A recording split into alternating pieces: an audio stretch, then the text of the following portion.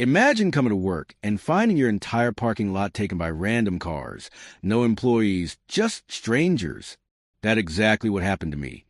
And trust me, my revenge was legendary. Stick around because this gets wild. I never thought a simple parking lot would ignite a war.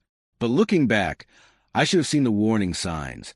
The arrogance, the entitlement, the slow creep of boundary violations that would soon spiral into chaos. I own a mid-sized tech consulting firm in a quiet suburban area. Business had been thriving, and my company headquarters stood proudly at the edge of a commercial district, right next to a well-manicured neighborhood controlled by the dreaded Homeowners Association. My parking lot was my pride, a spacious, well-maintained space with marked spots for employees and clients. It wasn't public property. It wasn't up for debate. It was mine. For years, everything ran smoothly. Employees had their spaces. Clients found easy access, and I never had to worry about unauthorized vehicles. I had installed security cameras, put up clear signage that read, "Private property."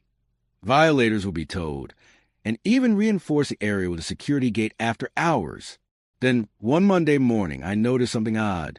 A few unfamiliar vehicles sat scattered across the lot. At first, I assumed it was an accident. Maybe someone had mistaken the lot for a nearby store's overflow parking. I let it slide. That was my first mistake. Backslash. By the following week, the problem had grown. What had started as 1 or 2 unfamiliar cars had multiplied into 5, then 8. Some vehicles were parked all day, others overnight. Employees started grumbling. One of my senior managers, Mark, knocked on my office door. "Hey, boss, have you noticed the parking lot lately? It's getting a little crowded." I admitted. "I'll put up another sign and see if that helps." Mark hesitated. "I saw a woman park here this morning and walk straight into the neighborhood. She wasn't even trying to hide it." That was my second mistake. Instead of acting immediately, I assumed it was just a misunderstanding. The following morning, I parked my car and took a slow walk around the lot. Sure enough, there were at least 10 unfamiliar cars, and none of them belonged to my employees.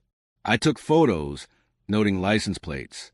Then I saw her, a middle-aged woman in yoga pants and sunglasses, casually locking her SUV and strolling off toward the HOA-controlled neighborhood as if she owned the place. I called out, "Excuse me, is this your car?" She turned, gave me a once-over, and smirked. "Oh, is this your lot?" I thought it was community parking. "It's private property," I said, gesturing toward the multiple signs clearly stating as much. She shrugged. "Huh, no one told me that." Then she walked away. I didn't like the way she said it, like it was my problem, not hers. Backslash. Later that evening, I checked the security footage. The number of unauthorized cars had increased over the past 2 weeks, and they all followed the same pattern. Parking in my lot and walking into the HOA-controlled neighborhood. Something wasn't adding up. I made a few inquiries with local businesses, and even called a tow company to ask about unauthorized parking in the area. That's when I got my first real lead. "Oh, yeah," the tow operator said. "We got calls about your lot, but we were told it's public parking now." Someone from the HOA said they had an agreement with the owner. I felt my blood pressure spike. "What? Who told you that?" "Some HOA rep. They said their residents were free to use it. We figured it was legit." Legit? I hadn't signed a single document. I hadn't given permission. The next morning, I paid a visit to the HOA office. The president, a smug-looking man named Richard, sat behind his desk, sipping coffee with an air of undeserved authority. "I hear you've been telling people my parking lot is community property," I said without preamble. Richard smiled, slow and condescending. "Oh, that?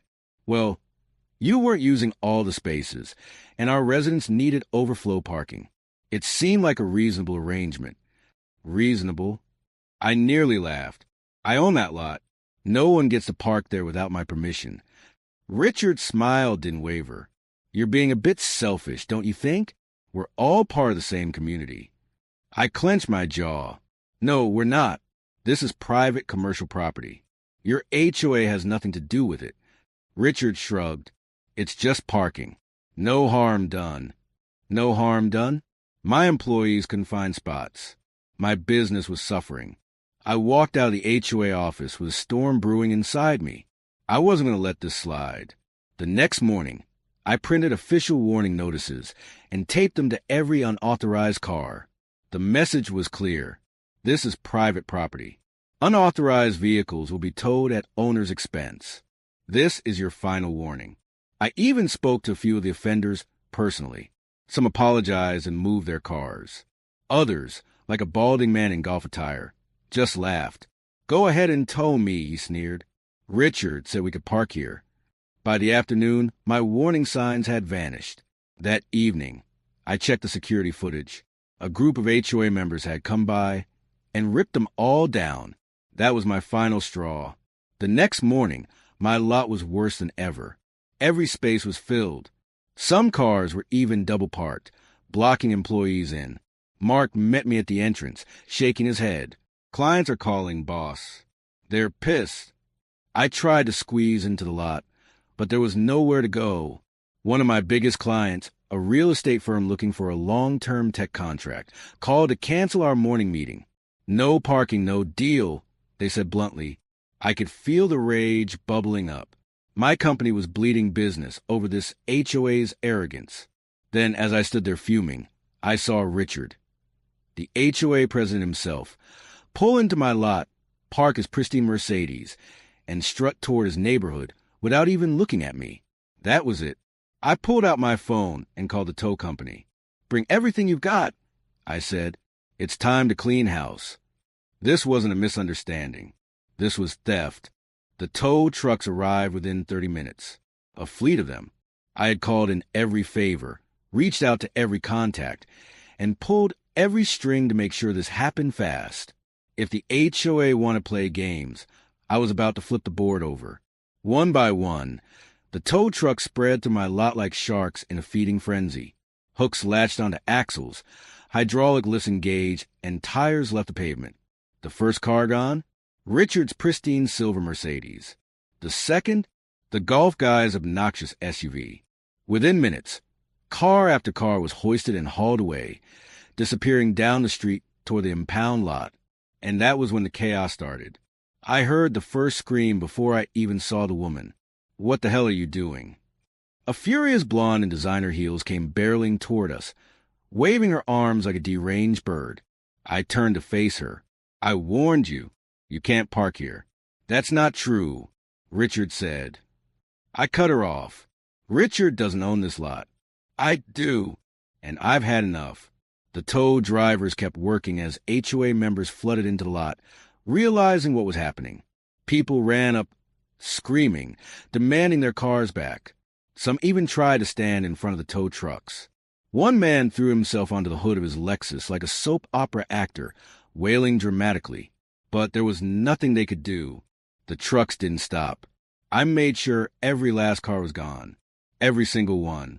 And then, for the first time in weeks, my parking lot was empty.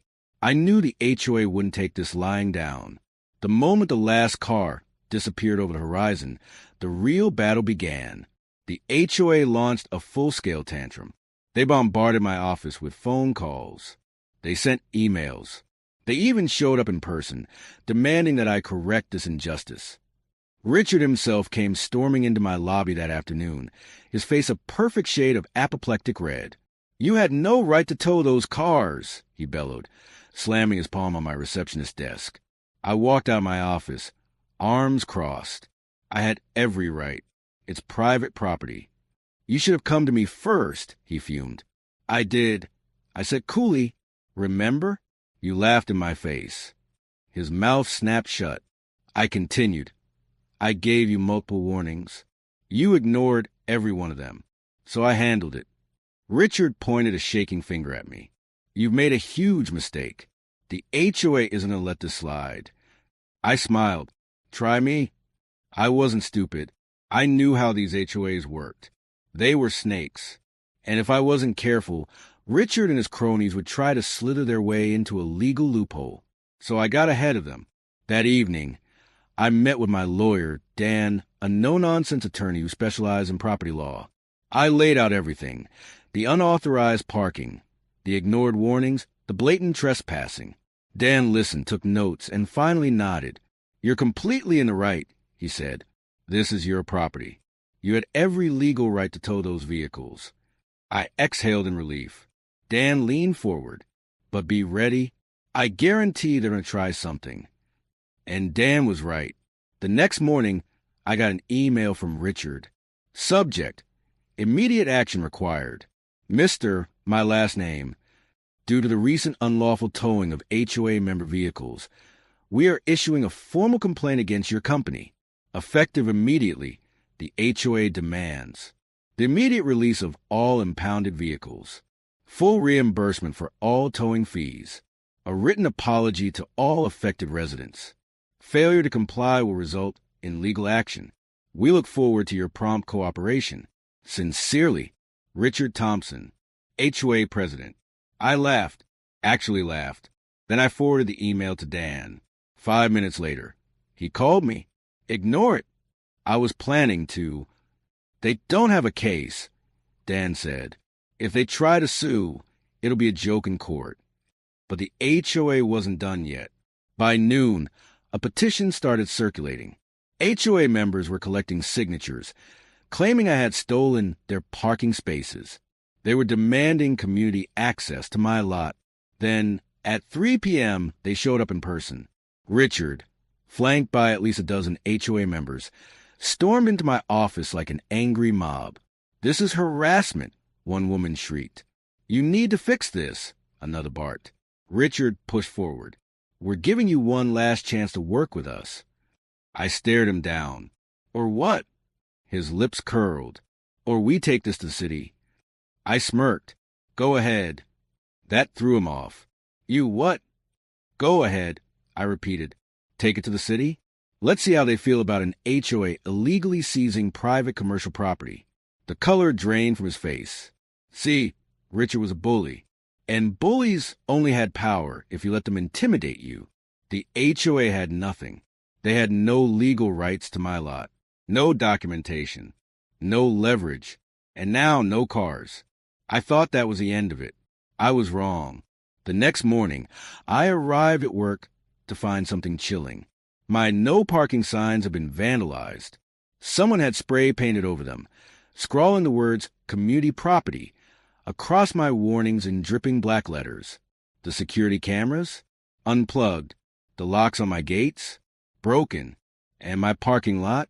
Full of HOA cars again. This wasn't just entitlement anymore. This was war. I took a deep breath, feeling the rage build. Then, slowly, I pulled out my phone. First, I called Dan. They just escalated. Vandalism, trespassing, destruction of property. We're pressing charges. Then I called the police. And finally, I called the tow company. "Bring everything you've got," I said. It was time for round 2. The moment I saw my vandalized property and the HOA's cars back in my lot, I knew I was done playing fair. I had already called the police. I wasn't just dealing with unauthorized parking anymore. This was trespassing, property damage, and criminal vandalism. The first officer arrived within 20 minutes. His name was Officer Reynolds, a no-nonsense kind of guy. He stepped out his cruiser, took one look at the spray-painted signs, then at the crowded parking lot, and let out a low whistle. "You weren't kidding," he muttered, taking notes. "Nope," I said, arms crossed. "They vandalized my property, broke my locks, and are illegally parking again." Reynolds nodded and turned to his partner. "Get back up. We're going to need more officers." 15 minutes later, 2 more cruisers rolled up. By then, some HOA members had started noticing the cops and gathered on their side of the sidewalk. Richard, ever the smug snake, strutted toward me. "You really called the cops over a few cars," he sneered. I smiled. "No, I called them over trespassing, property destruction, and criminal vandalism." The smugness drained from his face. Officer Reynolds stepped forward. "Sir, are you the HOA president?" Richard hesitated.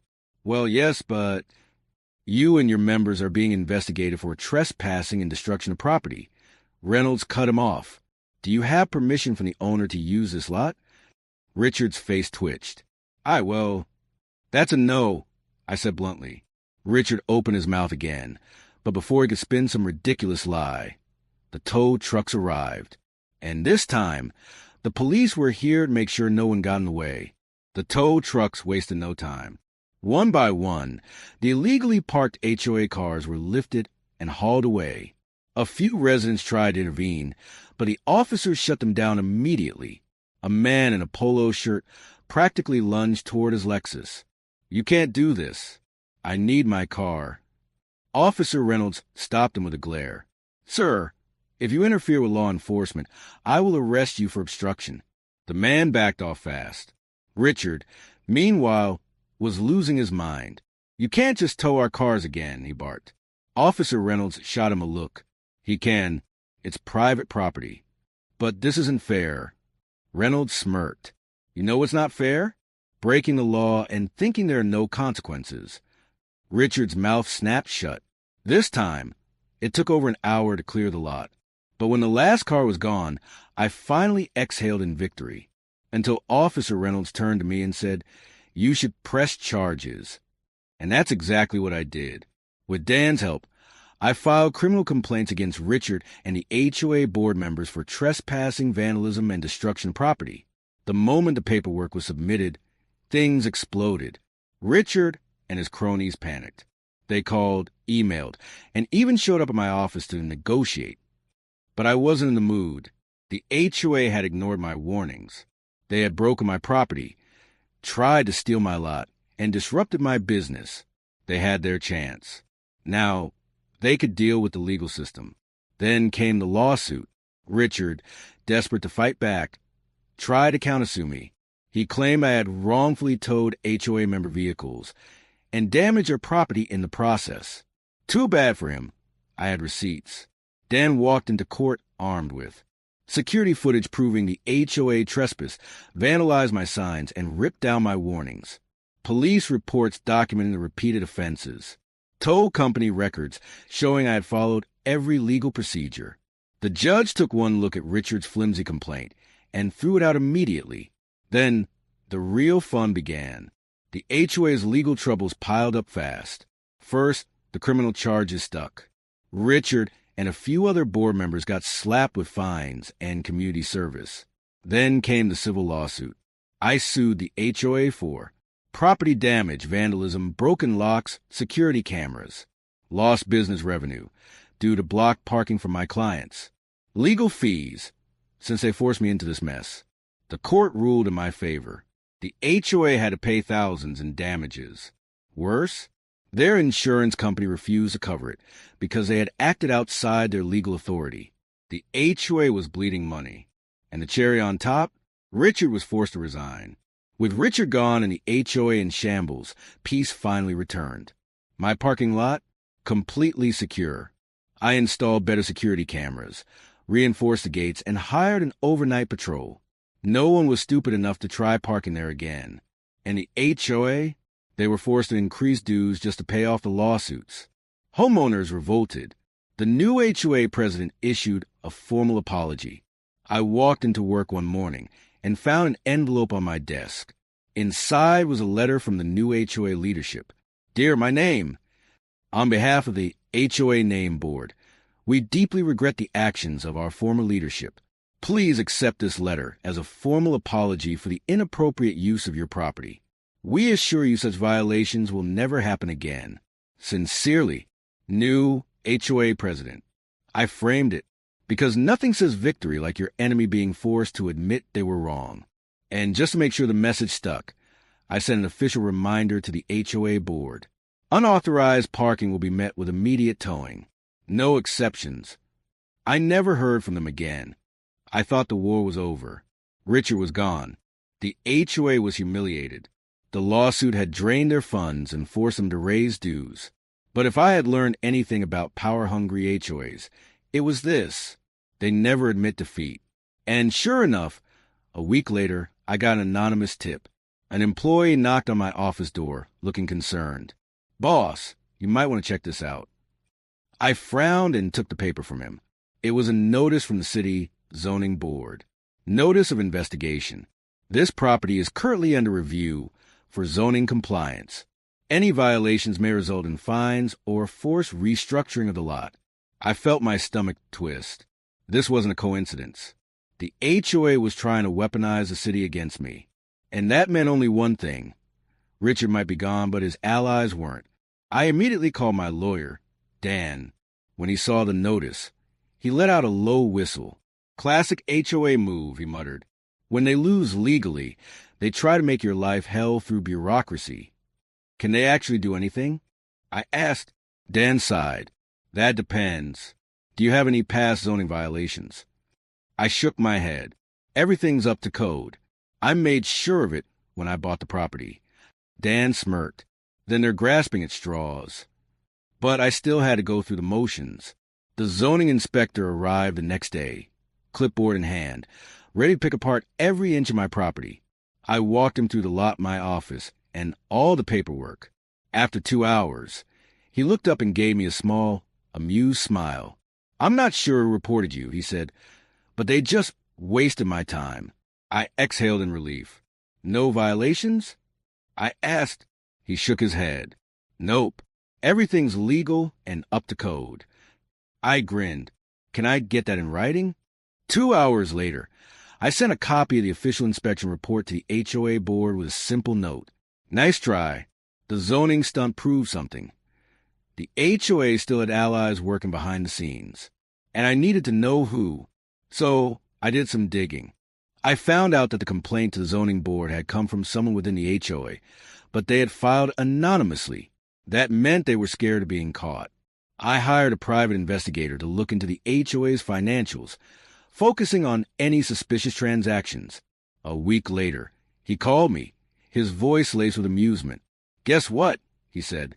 Your HOA president wasn't just bad at his job. He was stealing money. I sat up. Excuse me. The investigator sent over a detailed report. Turns out, Richard and his inner circle had been quietly embezzling HOA funds for years. Fake repair projects that never happened. Overpriced contracts with companies owned by Richard's friends. Personal expenses disguised as HOA fees. I had them. I immediately leaked the report to the homeowners. And the moment they found out, all hell broke loose. A week after I exposed the embezzlement, the HOA held an emergency meeting. I didn't even have to attend. The homeowners were out for blood. People screamed at the remaining board members. Where did our money go? You stole from us. My dues went up because of your fraud. Under the pressure, 2 more board members resigned. The remaining ones tried to spin the story, but the damage was done. By the end of the night, the HOA had been gutted from the inside. The new president, a quiet, reasonable man named Carl, immediately cut all ties with me. No more HOA complaints.